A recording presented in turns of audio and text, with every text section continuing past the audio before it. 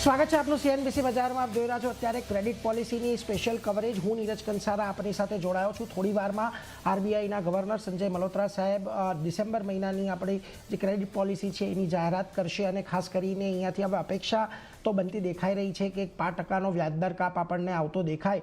મહત્વની વાત એ છે કે છેલ્લા જે આપણે ત્રિમાસિકના જે જીડીપીના આંકડા આપણને આવતા દેખાયા છે એ ઘણા મહત્વના છે અને એ જીડીપીના આંકડાની અંદર આપણને એક સારો એવો ઉછાળો 8.2%નો આવતો જોવા મળ્યો છે. મોંઘવારી છેલ્લા 2 થી 3 મહિનાથી જોઈએ તો આપણને સારા એવા નીચલા સ્તર પર પહોંચતી દેખાય છે અને ઓક્ટોબરના જે મોંઘવારીના આંકડા આવ્યા હતા એ એકદમ નીચલા સ્તર પર આપણને આવતા દેખાયા છે. હવે મહત્વની વાત અહીંયાથી એ પણ છે કે બીજી તરફ છેલ્લા ઘણા દિવસમાં આપણે રૂપિયાની અંદર એક મોટો ઘસારો આવતો જોયો છે. તો હવે આ બધી વસ્તુને કેવી રીતે આરબીઆઈ ટેકલ કરી રહી છે એના પર પણ આજે આપણે થોડો ઘણો રોડમેપ જાણવા મળશે અને ખાસ કરીને અહીંયાથી આપણે કઈ રીતે આગળની દિશા અને વ્યાજદર કાપને લઈને આજે નિર્ણય આવશે એના પર તો નજર બનેલી જ છે.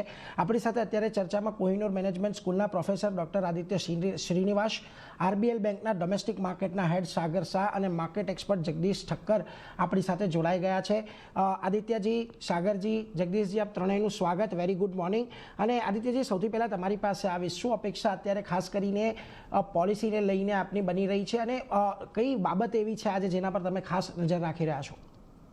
Very good morning. આપણે જોશું ને તો અત્યારે આરબીઆઈ પાસે બે ચેલેન્જ છે. એક બાજુ આપણે જીડીપી જોઈએ તો 8.2% થયો છે, જે આપણે રિલેટિવલી કહી શકાય એક બહુ મોટો પોઝિટિવ હતો. બીજી બાજુ જોઈએ તો ઇન્ફ્લેશન 0.25% પર છે, એટલે ખૂબ જ નીચે સ્તર પર છે. અને ત્રીજો ચેલેન્જ એ છે કે આપણો રૂપી વર્સિસ ડોલર એ 90 રૂપીસ પર પહોંચી ગયો છે.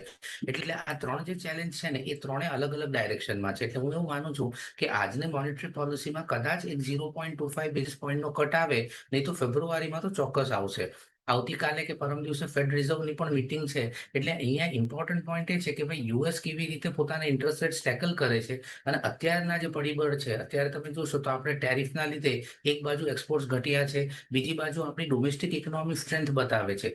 ફર્સ્ટ હાફ ઓફ ધ યરમાં આપણો જીડીપી 8% રહ્યો, પણ સેકન્ડ હાફમાં બની શકે કે આ થોડું જીડીપી કદાચ થોડું દબાણમાં આવે, કારણ કે જીએસટીનું જે આપણે એક આતું ફેસ્ટિવ સિઝન છે એ પતી ગયું છે. જીએસટી ડિસ્કાઉન્ટ જે આપો એ પ્રાઇમરીલી આપણે શું એની ઇફેક્ટ પણ ઇકોનોમીમાં એબ્ઝોર્બ થઈ જાય. તો આપણે આગળ જતા હું માનું છું કે થોડું ઘણું ચેલેન્જિંગ એન્વાયરમેન્ટ રહે. એટલે કદાચ આરબીઆઈ આજે રેટ કટ નહીં પણ આપે અને એકવાર થોડું વેટ એન્ડ વોચ સિચ્યુએશન કરે કે ભાઈ અહીંયાથી 2 મહિનામાં રૂપી કેટલો સ્ટેબલ થાય છે, ઇન્ફ્લેશનનો આઉટલુક શું રહે છે, અને પછી આપણે ફેબ્રુઆરીમાં એક સારો એવો રેટ કટ આપે. આપણો રેપો રેટ અત્યારે ઓલરેડી 5.5% પર છે અને 5% આરબીઆઈ ઓલરેડી કહ્યું છે કે એક ટર્મિનલ રેટ કહેવાય. તો હું માનું છું કે કદાચ આજે એકવાર wait and watch situation RBI adopt કરે અને બેઝિકલી ઇકોનોમીને થોડી સ્ટેબલ આપણે સ્ટ્રોંગ છે, પણ આ જે મેક્રો ગ્લોબલ લેવલ ચેલેન્જીસ છે એમાં આપણે કેવી રીતે આગળ જઈએ એ બધા પરિબળોને સમજીને ફેબ્રુઆરીમાં એક સારો એવો રેટ કટ આપી શકે.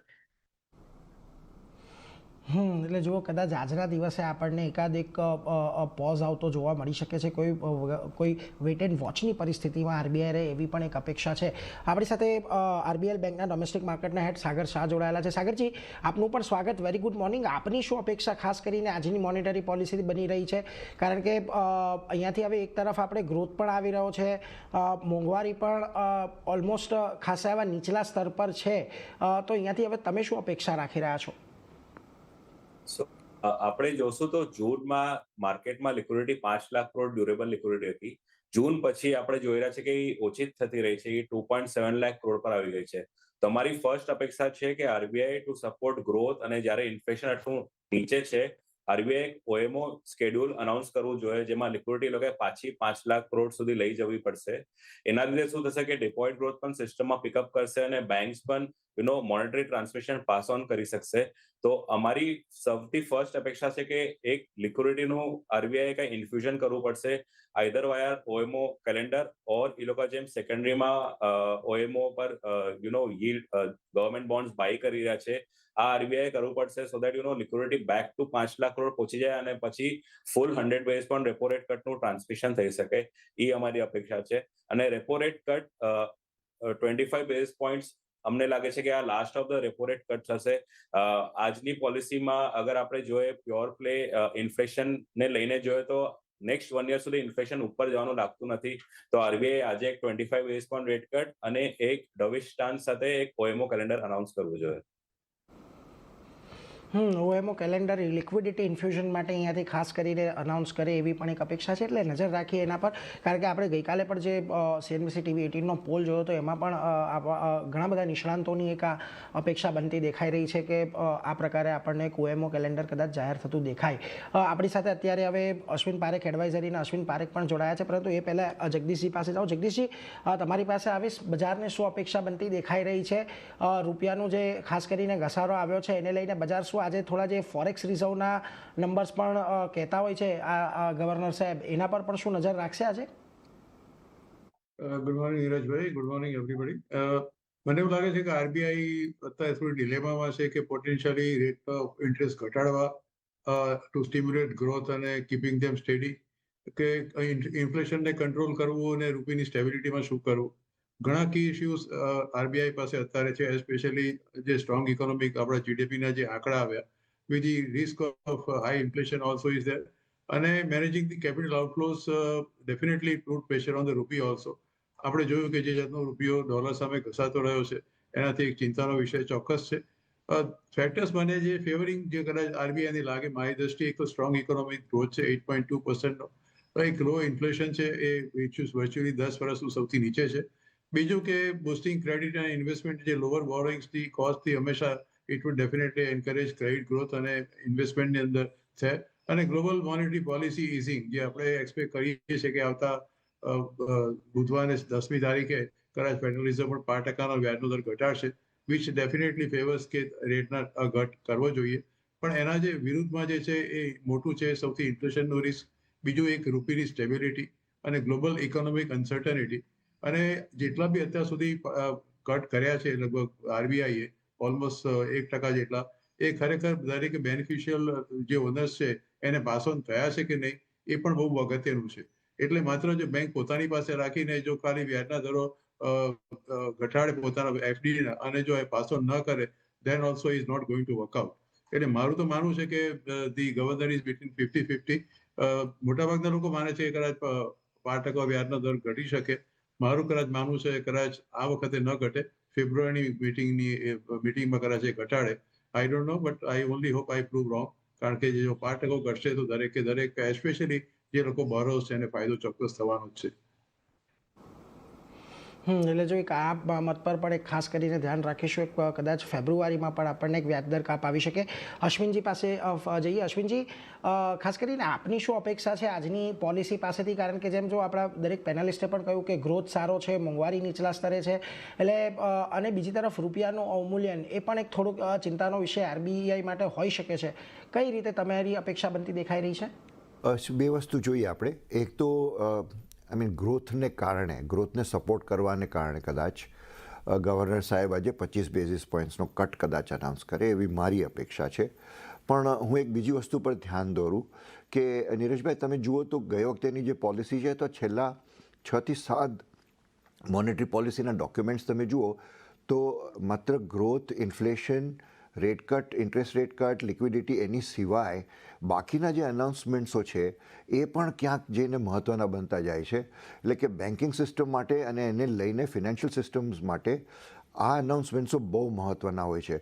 ગઈ વખતે એક્સપેક્ટેડ લોસના જે પ્રોવિઝનિંગ કરવાના, જે રિઝર્વેશન કરવાના, જે નવા માળખાને ઊભું કર્યું, 21 જુદા જુદા મેઝર્સો બતાવ્યા, જેની અંદર બેન્કિંગ સિસ્ટમને સ્ટ્રોંગ કરવાની, ક્રેડિટ ફ્લોને ઇમ્પ્રૂવ કરવાની, જેથી કરીને અમુક સેક્ટરની અંદર ક્રેડિટ ફ્લો થઈ શકે.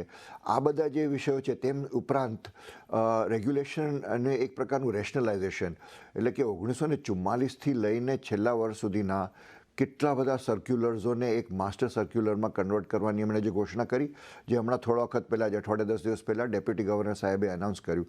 એટલે મારી નજર માત્ર રેટ કટ અને આ બધા ગ્રોથના ને એ બધાના પ્રેડિક્શન્સની ઉપરાંત કદાચ બાકીના મેઝર્સો ઉપર જરૂર રહેશે કે બેન્કિંગ સિસ્ટમ અત્યારના એક પ્રકારની ડિસઇન્ટરમીડિયેશનની સ્થિતિમાં છે. ડિપોઝિટ કલેક્ટ કરવી મુશ્કેલ છે, ક્રેડિટ ફ્લો એકદમ અમુક સેક્ટરમાં જ ખાલી થઈ રહ્યો છે, લોકો કેપિટલ મોટાભાગની ઇન્ડસ્ટ્રી આજે કેપિટલ માર્કેટમાંથી બોરો કરી રહી છે. એટલે આ સ્થિતિની અંદર માત્ર રેટ રિલેટેડ નહીં પણ બીજા મેઝર્સો ઉપર મારી નજર રહેશે જરૂર. એટલે જો અન્ય પણ જે મેજર્સ આપણને કયા આવતા દેખાય છે એના પર પણ એક ખાસ ફોકસ અહીંયાથી આપણે રાખવાનો છે. સાગરજી, તમારી પાસે આ વિષય થોડા દિવસ પહેલાંથી આપણે અહીંયા બોન્ડ માર્કેટની અંદર પણ આપણને થોડી ઘણી ચર્ચાઓ થતી જોવા મળી હતી કે યુએસની ટ્રેઝરી યીલ્ડ અને ભારતની જે ગવર્મેન્ટ બોન્ડ યીલ્ડ છે એની વચ્ચેનો જે ગેપ છે એ પણ ખાસો એવો લગભગ 6-8 મહિનાના લેવલ પર વધતો આપણને દેખાયો હતો. એટલે તમે જે કહ્યું કે અહીંયાથી ખાસ કરીને ઓએમઓ ઓપરેશન્સ કે ગવર્મેન્ટ બોન્ડની જે કેલેન્ડરની તમે અપેક્ષા રાખી રહ્યા છો, શું એનાથી આ મોરચે કોઈક આપણને રાહત આવતી દેખાશે? હા, ડેફિનેટલી. આપણી ઇફ યુ સી વર્લ્ડમાં આપણું inflation versus all other countries ઓછો છે, રાઈટ? તો એ મધ્ય અસર 5.15 પર તમારું એસડીએફ રેટ છે ને આપણી 10 યર યીલ્ડ 6.5 પર ચાલી રહી છે. એ સ્પ્રેડ બહુ મોટો છે. સો ઓએમઓ થી આ સ્પ્રેડ આપણો કમ્પ્રેસ થવો જોઈએ, માર્કેટમાં લિક્વિડિટી પણ આવી જોઈએ, અને વર્સિસ આપણી યુએસ ટ્રેઝરી યીલ્ડ્સ જે ફોરવર્ડ રેટ છે એ પણ જે એકદમ ઓલ ટાઈમ લો પર 170-180 પર ગયેલો, એ 2.5% પર અત્યારે ચાલી રહ્યો છે, ત્યાં સ્ટેબલ થઈ જશે. અને જાન ટુ માર્ચમાં એવી અપેક્ષા છે કે બ્લુમબર્ગ ગ્લોબલ ઇન્ડેક્સ છે ત્યાં પણ આપણા બોન્ડ્સ ઇન્ક્લુડ થઈ જવા જોઈએ. તો ત્યાંના પણ જે ઇન્વેસ્ટર્સ છે એ લોકો માટે પણ એક સારો એક લેવલ થઈ જશે કે આ ફોરવર્ડ રેટ પર એ લોકો પૈસા નાખી રહ્યા છે આપણા ગવર્મેન્ટ બોન્ડ્સમાં. એટલે જો ખાસ કરીને આ મોરચે પણ એક આપણને રાહત આવતી જોવા મળશે, એટલે એના પર પણ એક નજર ખાસ કરીને રાખવાની છે. અશ્વિનજી, તમારી પાસે ફરી પાછું એક વખત આવીશ. તમે જેમ કહ્યું કે અન્ય જે પગલાઓ લીધા છે એમાં ખાસ કરીને એનબીએફસીઝ માટે અને જે ગોલ્ડ ફાઇનાન્સિંગ કંપનીઓ છે એના માટે ઘણી રાહતવાળા પગલાઓ આપણને પહેલી 2-3 પોલિસીની અંદર જોયા હતા. એક બેન્કિંગ સેક્ટર માટે તો આ મહત્વનું છે જ, પરંતુ જે નોન બેન્કિંગ લેન્ડિંગ સેક્ટર છે એના માટે તમને લાગે છે અહીંયાથી હજી કઈ પુશ આપવાની થોડી જરૂર છે?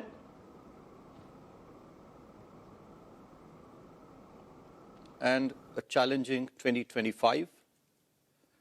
We look back at the year so far with satisfaction.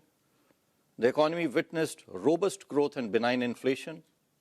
The banking system further consolidated, and the regulatory framework was refined to strengthen the financial system, enhance ease of doing business, and improve consumer protection. At the same time, we approach the new year with hope